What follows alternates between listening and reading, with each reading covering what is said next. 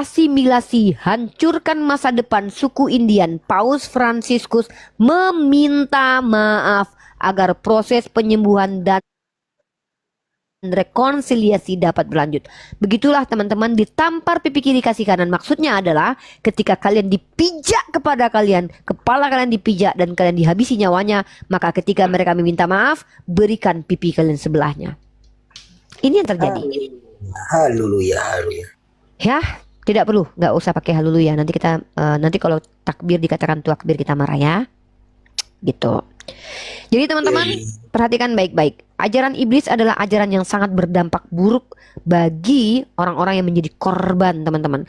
Maka korban anak-anak ini itu dipaksa untuk mengikuti ajaran Kristen, dan istilah ini disebut dengan asimilasi paksa.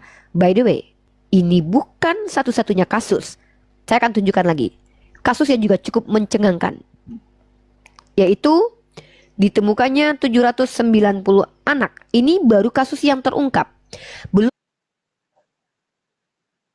kasus yang disembunyikan, teman-teman. 796 mayat bayi ditemukan dalam tangki septik di rumah penjagaan rahib di Ireland. Inilah rumahnya, teman-teman. Ya, ini anak-anaknya. Yang menjaganya adalah biarawati. Ya, saya tunjukkan. Tapak itu merupakan sebahagian daripada institusi yang dikendalikan oleh sekumpulan rahib Katolik dari tahun 1925 hingga 1961 yang menempatkan wanita hamil di luar nikah dan anak-anak mereka. Saya bacakan. Penyelidikan Catherine Corley, seorang sejarawan tempatan pada tahun 2014, mendapati sebanyak 796 anak-anak terdiri daripada bayi yang baru lahir hingga berusia 9 tahun telah direkrut meninggal dunia, namun tiada satupun catatan pengebumian. Ini bahasa Malaysia ya. Pihak berkuasa Ireland bakal memulakan kerja-kerja penggalian di tapak bekas rumah dan akan ditemukan, teman-teman. So, inilah ajaran sesungguhnya yang datang dari iblis yang mengorbankan anak yang tidak berdosa dan menghabisi mereka yang tidak bersalah hanya karena mereka tidak seagama. Ini biadab, teman-teman. Saya bertanggung jawab dengan omongan saya.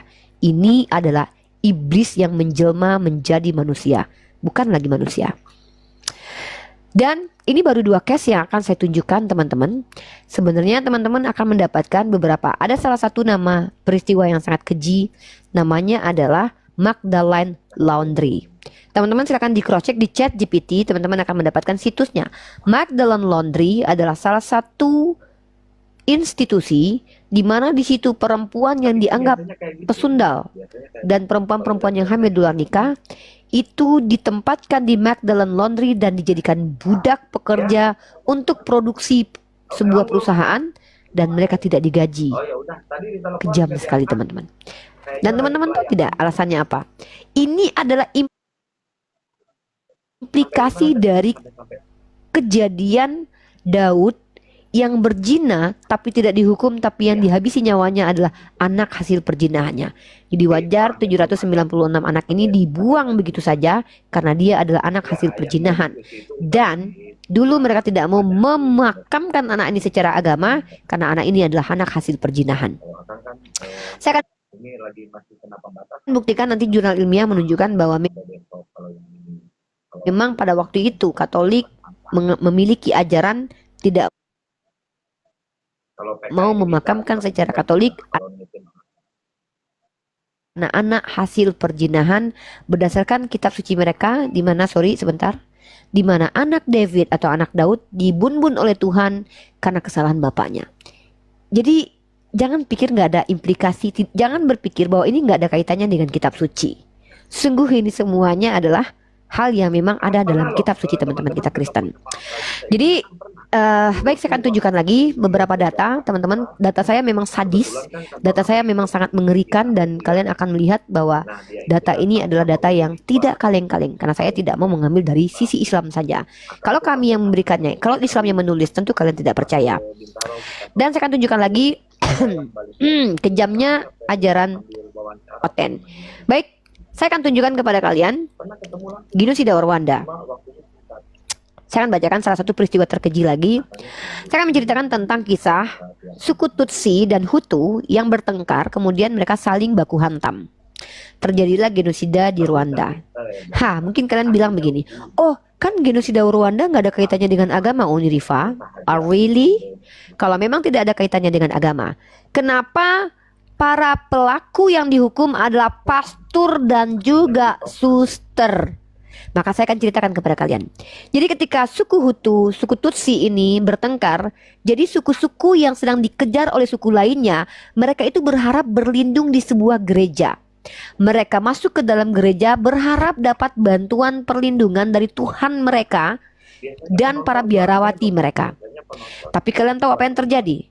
Justru gereja yang dimana suku yang sedang berperang ini berada dan bersembunyi diperintahkan oleh biarawan, pastor dan susternya untuk dibakar, sehingga ratusan korban jiwa ada di dalam gereja yang sengaja dibakar, yang diperintahkan oleh pastor dan gerejanya. Makanya peristiwa atau tragedi Rwanda itu orang yang diduga menjadi pelaku kejahatannya itu adalah pastor dan juga suster. Maka saya akan sebutkan nama pasturnya, teman-teman. Ya, ini penting buat teman-teman ketahui. Sejarah genosida Rwanda kita ambil dari situs yang beredar ya. Pertama dari BBC dulu. Jadi kalian pikir, oh Rwanda tidak ada kaitannya, Uni Riva? No, ada kaitannya dengan keagamaan karena pelaku kejahatannya adalah pastor dan juga suster. Sekitar 85 penduduk Rwanda, 85% penduduk Rwanda adalah suku Hutu, tetapi minoritas Tutsi telah lama mendominasi negara tersebut. Pada tahun 1959 suku Hutu menggulingkan monarki Tutsi dan puluhan ribu orang Tutsi melarikan diri ke negara-negara tetangga termasuk di Uganda. Sekelompok orang Tutsi yang diasingkan membentuk kelompok pemberontak Front Patriot Rwanda atau RPF yang menginvasi Rwanda pada tahun 1990 dan bertempur melanjut hingga kesepakatan damai tahun 1993. Pada malam 6 April 1994, semua pesawat yang membawa Presiden Juvenal, ini adalah kejadian kenapa terjadi genosida Rwanda, teman-teman ya. Nah, asal kalian tahu bagaimana genosida itu dilakukan, teman-teman, inilah korban-korbannya ya.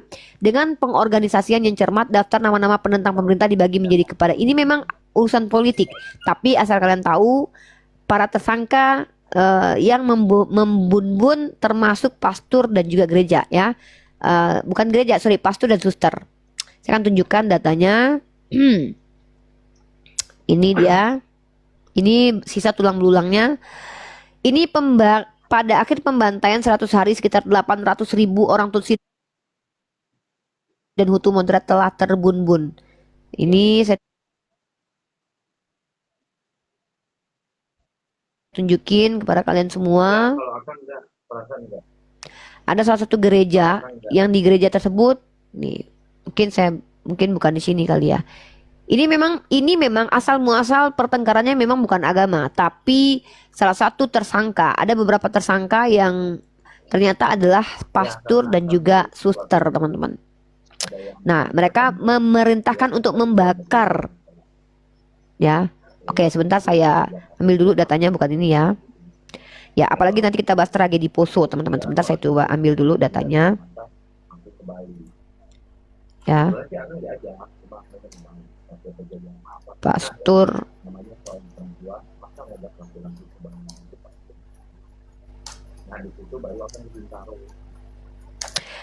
Ada 3 suster yang ikut membakar dan ada beberapa pastor. Ya, ini dia.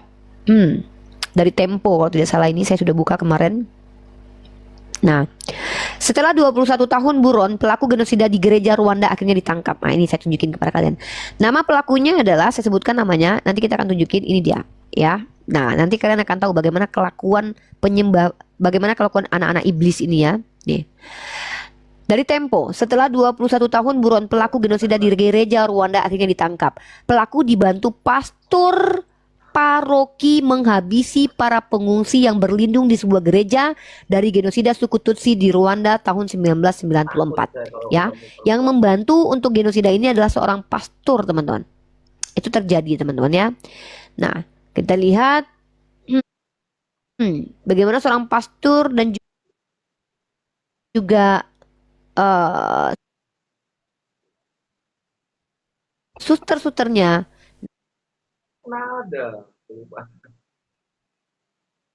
Nah, ada namanya adalah ini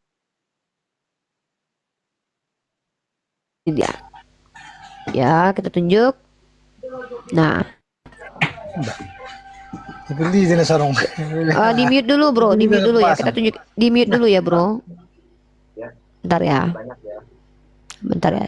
Mungkin saya tunjukin dulu beberapa pastor yang terkait. Mana ya? Nah, ini dia. Ini dia. Ini ya, nama pastornya ini. Nah, ini dari antara pastor Katolik dihukum 15 tahun karena terlibat pembunuhan. Pengadilan Kejahatan Perang PBB untuk Rwanda Rabu menghukum seorang pastor Katolik Roma 15 tahun penjara atas perannya dalam pembunuhan massal tahun 1994. Pengadilan Kejahatan Internasional untuk Rwanda ICTR menyatakan pastor Atanase Seromba, ini dia nama pastornya ya. Pastor Atanase, dan ini bukan satu-satunya teman-teman. Ada sekitar 3 pastor yang kabur kemudian ditangkap dan dihukum, dan kemudian ada 3 suster yang juga menjadi tersangka. Nah, ini adalah pelaku kejahatan yang mensupport dan bahkan memerintahkan untuk membakar gereja di mana ada suku Tutsi yang sedang berlindung, teman-teman, di gereja itu. Ini teman-teman, kalau kita bicara tentang penjajah, udah, saya tidak mau membawa data-data yang sudah kalian ketahui. Saya mau nggak kasih data yang kalian jarang buka. Kalau tentang penjajahan itu nggak perlu saya kasih data, kalian udah tahu semua. Saya akan kasih data yang jarang kalian buka, ya. Data-data saya ini data-data yang jarang kalian angkat. Oke ya, kalau penjajahan itu kalian nggak perlu saya carikan data, kan kalian tahu sendiri itu. Oke, Paman Sam, silakan dibuka mic Anda. Tema kita adalah ajaran iblis. Monggo. Halo Paman Sam, silakan dibuka mic-nya. Itu cerita-cerita apa yang kau ceritakan, Riva? Itu bukan cerita, itu sejarah. Tragedi Rwanda itu sejarah. Tragedi Bukan sebuah dalil itu. Kalau menunjukkan sebuah dalil, tunjukkan dalil yang terletak di dalam Alkitab atau Al-Quran gitu. Jangan kalau saya sedang membahas sejarah, tidak mungkin dari kitab tunjukkan. suci. Sorry, ini bukan sekarangan, ini sejarah. Tragedi Rwanda itu sejarah. Itu sejarah Dan yang nulis siapa? Sekarang yang dipercayai sejarah buatan orang atau Oke. sejarah buatan Oke, sejarah yang saya bacakan itu dipublish oleh situs berita yang ada badan hukumnya. Kalau kau mau bantah, kau bantah sudah. Kau mampu bantah. Sekarang sejarah itu buatan manusia atau buatan Tuhan? Kitab kau ditulis orang atau ditulis Tuhan kau? Ya itu kan ada itu perkataan Kitabmu dituliskan. Itu perkataan, ditulis perkataan Tuhanmu yang atau dituliskan. ditulis orang? Oke, Itu tunjukkan sejarah, kepadaku. perkataan yang dituliskan. Apakah semua isi kitabmu ditulis disampaikan oleh Tuhanmu? Ya itu yang itu ditulis sesuai perkataan Saya zaman dulu, tanya, perkataan tolong manusia. pertanyaan saya kau jawab. Apakah semua kitabmu itu berasal dari perkataan Tuhan? Jangan macet. Kalau berani menantang saya, mendebat saya, kau tanggung jawab. Jangan kau kabur setelah lempar. Hei, kau jangan main hit and run aja. Kalau kau berani membantah Bunda Gembala ini, minimal kau kasih data. Jangan pakai congortologi kau kabur mencret. Hantu belau. Kok kabur hantu belau? Hei, kalau berani membantah Bunda Gembala, tolong tanggung jawab. Udah naik nih kau bunuh-bunuh nih. Kau mau membantah sejarah, jangan kau pakai congortologi. Yang ku publish, yang ku kutipkan ini adalah situs-situs yang bisa diakses oleh seluruh orang, yang mungkin saja kalian tidak baca. Aku pencari informasi pelajar. Aku sengaja carikan situs yang mudah kalian akses, biar kalian tidak susah cari. Kalau aku kasih jurnal ilmiah, walaupun aku punya, belum tentu kalian baca. Maka situs yang mudah ku akses, ku berikan kepada kalian. Kalian bisa screenshot, kalian boleh pelajari. Oten, kalau kalian mampu bantah, naik ke sini bantah saya. Bukan curhat nangis mencret kau. Ada-ada aja kau. Pakak aja tuh mah. Ya, oke, saya naikin satu-satu lagi ya.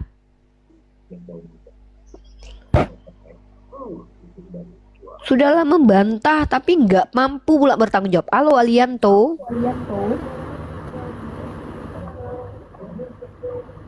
Halo Alianto. Oke, turun aja ya bro. Ingat teman-teman, Bunda Gembala kalian ini adalah orang yang harus menempatkan marah dan ramah pada tempatnya. Kalau kalian baik-baik nanya ya, nggak sok pinter, nggak sok tahu, nggak ngaku-ngaku anak teos tapi kelakuan kayak setan, Bunda Gembala kalian ini akan lembut sekali. Ya, Saya akan menjadi ibu peri buat kalian. Saya akan temani kalian mendapatkan ilmu pengetahuan. Saya akan capek-capek bacakan buku buat kalian. Saya nina bobokkan kalian. Saya carikan datanya buat kalian. Tapi kalau kalian kelakuannya ke anjing-anjingan, kuludahi kalian nanti. Kau pikir aku ustazah? Aku ini apologet, bukan ustazah. Aku bukan ustazah, aku calon ustazah. Mungkin sekitar 5 tahun lagi lah aku jadi ustazah ya. Sabar dulu, kupuaskan dulu jadi apologet dulu, biar mencret kalian semua. Oh, membantah Bunda Gembala tapi nggak ada kemampuan. Tak jepret lubang hidungmu nanti. Ya. Ya. Kalau teman-teman yang pengen Trivena, oh Trivena mau naik. Oke, Kak Trivena lihat naik. itu Panglima Ada Rion emosi di sebelah. Anak-anak Theo kan memang gitu kelakuannya. Halo BM, agamanya bro?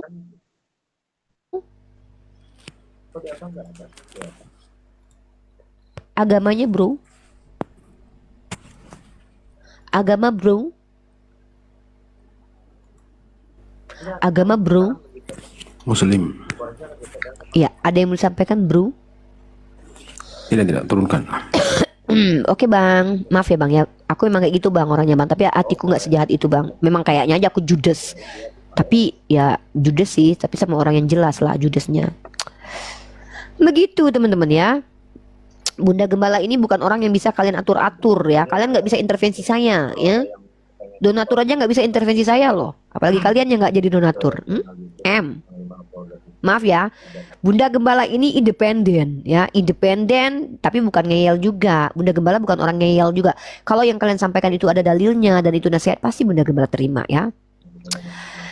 Oke, Liva Kartini, halo. Sebelum kita kasih data selanjutnya, halo Liva Kartini, halo. Halo Kak Liva. Oke, turun dulu. Halo Bu Kartini. Bu Kartini. Bu Kartini. Bu Kartini. Oke, turun dulu. Baik, kita lanjut kasih data lagi. Nah, bahkan tragedi Rwanda yang sebenarnya tidak ada kaitannya dengan agama, itu juga melibatkan anak-anak teos, teman-teman. Tadi saya sudah tunjukkan data, sekarang saya tunjukkan data lagi, teman-teman, dari BBC. Ya, dari BBC. Kita translate dulu karena ini berbahasa Inggris. Oke. Ini dia teman-teman ya. Nah, tadi pastor Katolik ya guys. Nah, ternyata merata teman-teman. Oke, bentar dulu aku gedein dulu ya. Kecil sekali. Mata bunda kalian nggak lihat ini. Ini dari BBC News ya. Ini dari BBC News ya. Pendeta membantu genosida Rwanda. Ini kok anak-anak setan ini teman-teman ya. Anak-anak setan ini.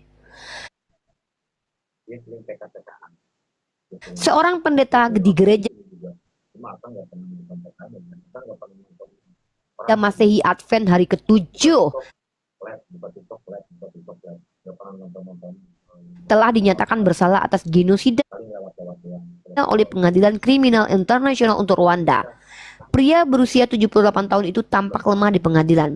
Elizapan Ntakirutimana. Nah, ini dia nih hantu belaunya teman-teman ya. Hantu, mukanya kayak hantu, kelakuan kayak setan, muka pun enggak. Tuh pak, minimal ganteng pak. Ini muka kayak gini, kelakuan kayak hantu belau pak.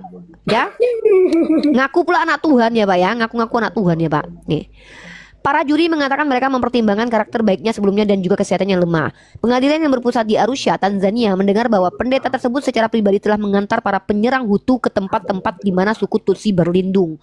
Putranya Dr. Gerard Ntakirutimana dijatuhi hukuman 25 tahun penjara karena membunuh warga sipil Tutsi. Hingga 1 juta orang dikatakan telah terbunuh dalam serangkaian pembantaian oleh milisi ekstremis Hutu. Jadi suku Tutsi yang berlindung di gereja berharap mendapatkan bantuan dari Tuhannya, malah gosong terbakar di gereja tersebut. Ini kelakuan dari anak teos teman-teman. Biadab teman-teman, biadab. Makanya aku bilang ya, kalau dia ngaku anak Tuhan teman-teman, biasanya tuh kayak anak setan sebenarnya teman-teman. Jadi hati-hati yang ngaku anak Tuhan ya. Biasanya tuh kayak kelakuan kayak setan. Terima kasih buat diri sendiri yang telah membeli handset ini ya. Aku yang beli sendiri loh guys. untuk untuk menopang kemampuanku dalam bersuara. Oh Uni Riva waria. Aku war-werwor. Kau nggak lihat wajahku yang manis ini nggak cocok jadi war-werwor? Kau bilang 2 biji anakku keselepet kok kau bilang keluar werwor. Mama kau war-werwor. Ya, mungkin ibumu mungkin war-werwor. Gitu ya. Begitu teman-teman dia, begitu. Ya, aku selepet kalian nanti kau bilang pula aku war-werwor. Kau. Oke teman-teman ya, jadi satu itu. Dan selanjutnya kita tunjukkan lagi ada kejadian yang juga cukup sangat menyedihkan ya. Saya tunjukkan lagi teman-teman, kejamnya setan. Nah, sekarang kita bermain ayat teman-teman. Nah, kita akan tunjukkan ayat 1. Kita akan bacakan ayat pertama. Ulangan pasal 22 nomor 20 ya. Membunbun perawan yang tidak perawan pada malam pertamanya. Ini terdapat di Ulangan 22 nomor 20. Tuhan pribadi pertama teman-teman kita Kristen ini atau bapaknya Yesus memerintahkan untuk menghabisi nyawa perempuan yang tidak virgin pada malam pertamanya. Dibunbun pada malam pertamanya. Au crot ya. Kasihan gak jadi malam pertama. Untung aku gak hidup di zaman itu. Untung aku bukan Bani Israel ya. Alhamdulillah. Alhamdulillah ya Allah. Aku adalah umatnya Muhammad sallallahu alaihi wasallam. Sempat aku jadi Bani Israel. Seandainya aku tidak perawan pada malam pertama, sudah dirajam aku sampai mati guys. Entong aku guys. Habis aku guys. Itu ya. Sekarang kita pindah ke Ulangan 17 ayat ke-12. Kita baca teman-teman. Ulangan 17 nomor 12. Orang yang berlaku terlalu berani dengan tidak mendengarkan perkataan imam yang berdiri di sana sebagai pelayan Tuhan Allahmu ataupun perkataan hakim, maka orang itu harus meninggoy teman-teman. Tidak mau mengikuti perintah imam saja metong. Ngeri banget teman-teman. Untung aku bukan Bani Israel teman-teman. Kalau kamu pintar, kamu ke room Edis dong. Kalau kamu pintar, cerdas, berani bisa nggak sama sih, Edis? Ya Edis bisa nggak? Kamu berani nggak menanggung? Kamu naik ke sana. Kalau berani. Iya nih aku. Yaudah, aku coba Saya ya. mau lihat. Ayo. Videonya. Ini. Yaudah nih, bentar aku masuk tempat Nggak Edis ya. video. Iya tunggu, aku nih tempat Edis dulu, sabar kau. Mona, diam dulu Mona. Ngomong mulu kau nih. Mana buktinya? Ya diam dulu kau. Kau ribut aja rese aja. Kenapa sih? Kau aneh ini ya. Teman-teman, abang-abang 1.500 ya, dibantu dong di follow akun saya nih. Ini akun kecil loh abang-abang ya. Kalau berani naik ke rombang Diam dulu Edis. kau Mona. Itu nampak kau itu jaringan Uni saya itu. Jaringannya apa kena itu. Kenapa ribut kali? Kau laki-laki loh. Kabur dia, kabur. Mama berketompian kau ini. Dia sopan Kabur gak kan, sih? repanya kabur. Sopan gak jadi orang gitu? Sopan dikit kenapa gitu? Baca salam dulu, agamamu apa, gini. Apa yang kau banggakan dari Edis? Edis itu gak selepel dengan saya itu. Sekarang saya tanya, kata Edis begini, Yesus punya Tuhan, Anda percaya nggak? Kata Edis, kabur Anda kan? Kabur. Makanya saya bilang, masa Tuhan punya Tuhan, ini gimana ceritanya? Di komal Edis ngangguknya dia sampai angguk kaki. Nah, naik komal muslim langsung metong-metong. Dikatakan on off Tuhannya, kadang-kadang on, kadang-kadang off. Aneh nih. Di Edis, iya benar juga loh. Kata Edis benar loh, ini loh. Nah, naik komal muslim lah, metong. Nggak bisa jawab. Apa yang ngangguk-anggukkan di komal Edis apa? Lawan saya aja nggak kayak begitu dia. Aduh. Punya Tuhan, hamba Tuhan. Mama pun jadi hamba. Mama hamba Tuhan. Aneh ini. Lanjut nih. Aduh, ini ternyata HP aku yang untuk kuota mati barusan. Onde mak. Aku soalnya nggak pakai wifi guys. Di kosan aku tuh wifi-nya nggak bagus. Oke, lanjut nih. Riva, Apa? kamu kos ya? Hah? Kok masih kos ya? Ya aku memang ngekos aku pergi keluar kota, bukan di rumahku. Aku pergi keluar kota, yang ngekos lah keluar di luar kota. Ada aja kau. Aduh, mati lagi ya. Apa agamamu Cengor? CGR apa Lagian agamamu? kenapa emang nyekos? Memang kau udah punya rumah? Kau udah punya rumah kau? Hah? Hei, kau udah punya rumah belum? Aku kalau dikatain misalnya jelek sama orang jelek, aku nggak terima. Gitu juga dikatain miskin sama orang miskin, aku nggak terima. Minimal kau harus kaya dulu dari aku. Hah? Kalau ngatain fisik itu minimal kau tahu diri dulu. Misalnya nih, kau ganteng, ngatain aku jelek nggak apa-apa. Kau kaya ngatain aku miskin nggak apa-apa. Tapi kalau kau juga lebih miskin daripada aku, makan kau aja kembang kempis, jangan kau ngeji-ngeji aku. Aku Parah selepet juga kau itu. nanti. Iya. Ya teman-teman ya, jadi duh. Ya, silakan. Halo, yang mau diskusi, kita bahas ajaran sibilis ya. Givension Pasaribu, Bang Givension. Ini Bang Givension ini kalau nggak salah yang tadi malam tempat Ustaz Yusuf PI ini. Buka kamera dong, Bang. Tolong, Bang. Riva, Apa? saya mau diskusi tapi kau kasih Ah, nggak layak kau diskusi sama aku. Halo, Bang Givension.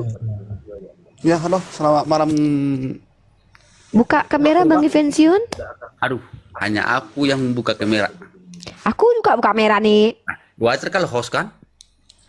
Si Nandar kan lagi ini dia lagi save ya, sipnya lagi ganti sama aku. Buka lah, Bang. Nah, Masya Allah, Tabarakallah. Selamat datang Bang Givension di Kemal Nandar, tempat saya berada. Abang sehat? Puji Tuhan sehat. Tolong turunkan ininya ke bawah. Teman-teman, perkenalkan, ini saudara kita Kristen. Namanya jangan ditutup, Nandar. Abang Givension ini salah satu teman kita Kristen. Dia tidak penghujat, dia orang baik yang ingin belajar ya. Dan pun kalau dia berbeda keyakinan dengan kita tidak masalah. Walaupun dia tidak mau jadi Islam juga tidak masalah. Kita bantu Bang Givension. Geser ke sini, Nandar, ajaran iblisnya Nandar. Namanya jangan dihapus. Nanti Bang Givension saya follow ya. Aku belum follow kemarin. Oke, Bang Givenson, hari ini tema saya adalah tentang ajaran iblis. Ajaran iblis ini saya merujuk kepada kejahatan-kejahatan orang secara berjamaah, secara dalam sejarah. Tapi kalau abang mau membahas kemarin tema kita di tempat Ustaz Yusuf PI, boleh. Bang Givenson boleh bertanya saja, boleh membahas tentang kemarin yang saya kasih ayat-ayatnya. Tentang Tuhan yang tidak terlihat. Boleh Bang Givenson? Silakan. Nandar, ajaran iblisnya digeser biar namanya nggak ketutupan. Teman-teman perkenalkan ya, jangan ada yang menghujat Bang Givension Pasaribu. Beliau orang baik, saya tidak pernah mendengarkan beliau menghujat. Beliau mencatat setiap apa yang saya sampaikan. Kita hargai beliau, kita berikan tempat terbaik buat Bang Givension untuk kita temani belajar ya. Bukan berarti Bang Givension harus jadi Islam, tidak. Tapi saya sangat menghormati orang-orang yang mau belajar. Oke, Bang Givension, Bang Pasaribu aja aku panggil ya, Bang Pasaribu ya. Bang Pasaribu silakan, ada yang mau disampaikan, monggo. Oke, terima kasih kawan-kawan ya. Terima kasih sama kakak host yang mengizinkan saya untuk kasih waktu untuk ngomong. Sebelum saya bicara, mohon maaf sebesar-besarnya. Kalaupun aku salah, aku pertama minta maaf sama kalian. Kalau aku salah dalam masuk room ini, aku ini adalah Kristen. Satu huruf aja, maaf 1000 kali minta maaf, aku nggak ngerti tentang Islam. Ya, jadi tolong jangan ada yang menghujat. Apa yang saya ngerti, itu yang saya bilang. Dan itu yang Tuhan berikan sama aku. Apa yang Anda mengetahui tentang iman dan kepercayaan, wajar Anda bilang. Kalau nggak Anda bilang, berarti itu dosa Anda. Maaf jika bukan kayak gitu ya. Nah, tentang yang kakak bilang tadi, tentang tema ajaran iblis. Nah, menurut saya dan menurut pengetahuan saya tentang yang saya tahu tentang ajaran iblis, tentang di bagian Alkitab itu ada dibilang setiap ajaran itu adalah sangat-sangat baik dari iblis. Tapi kebaikannya itu enggak ada merespon yang percaya dengan Tuhannya ya. Bukan saya bilang sama si A atau si B. Enggak percaya dengan si Tuhannya bahwa ajaran yang ia terima tak ada respon dari kita. Satu contoh, satu orang mau bantu kita, itu niat baik, ya jelas baik, tapi niat dia untuk membantu kita ada yang diambil dari kita, bahkan lebih besar yang kita dibantu. Itulah ajaran iblis. Terima kasih. Teman-teman, sebelum lanjut, teman-teman tolong dimaklumi ya. Pertama, Bang Pasaribu kesulitan berbahasa Indonesia. Ya, beliau sudah mengatakan kemarin, beliau kurang bisa mengambil diksi-diksi yang tepat untuk berbicara. Jadi saya berusaha untuk memahami Bang Pasaribu dengan bahasa Bang Pasaribu. Begitu juga Bang Pasaribu ya, kalau ada yang saya sampaikan tidak dimengerti, tolong ditanyakan ulang ya Bang. Oke? Yo. Oke. Baik Bang Pasaribu, saya tangkap pernyataan Bang Pasaribu. Menurut Bang Pasaribu, ajaran iblis itu adalah ajaran yang membantu orang lain. Tapi bagaimana tadi? Coba diulangi lagi sedikit. Ajaran iblis itu orang yang bersama-sama Tuhannya tak ada respon.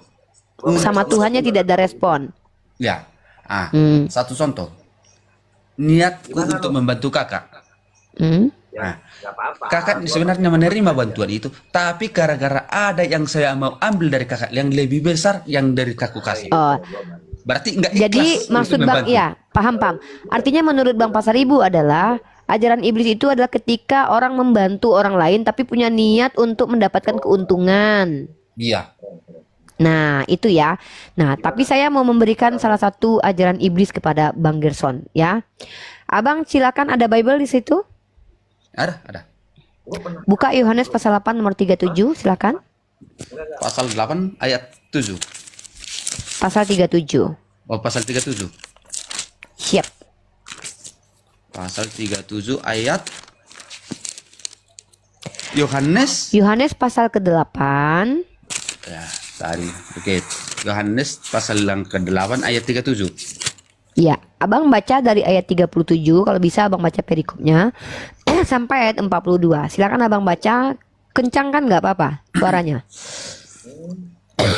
Yohanes 8 ayat 37 sampai 47. 42. 42 boleh. Satu perikop boleh. Baca saja semuanya nggak apa-apa.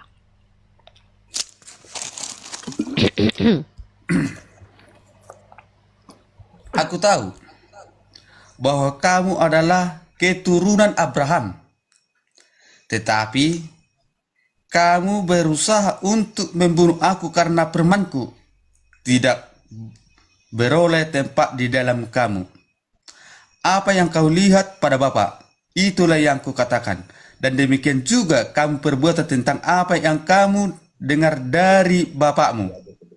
Jawab mereka kepadanya, Bapa kami ialah Abraham. Kata Yesus kepada mereka, jika sekiranya kamu anak-anak Abraham, tentulah kamu mengerjakan pekerjaan yang dikerjakan oleh Abraham. Tetapi yang kamu kerjakan ialah berusaha membunuh aku. Aku seorang mengatakan kebenaran kepadamu, yaitu kebenaran yang kudengar dari Allah. Pekerjaan yang demikian tidak dikerjakan oleh Abraham. Kamu mengerjakan pekerjaan bapamu sendiri. Jawab mereka, kami tidak dilahirkan dari zina. Bapa kami tidak dilahirkan dari zina. Bapa kami satu, yaitu Allah. Kata Yesus kepada mereka, jika kalau Allah adalah bapakmu, kamu akan mengasihi aku, sebab aku datang dari Allah, dan aku datang bukan atas kehendakku sendiri, melainkan Dia yang mengutus aku. Masih lanjut? Apakah sebabnya kamu tidak mengerti bahasaku? Sebab kamu tidak dapat menangkap firmanku. Iblislah yang menjadi bapakmu, dan kamu ingin melakukan keinginan-keinginan bapakmu. Ialah adalah pembunuh manusia sejak semula dan tidak hidup dalam kebenaran.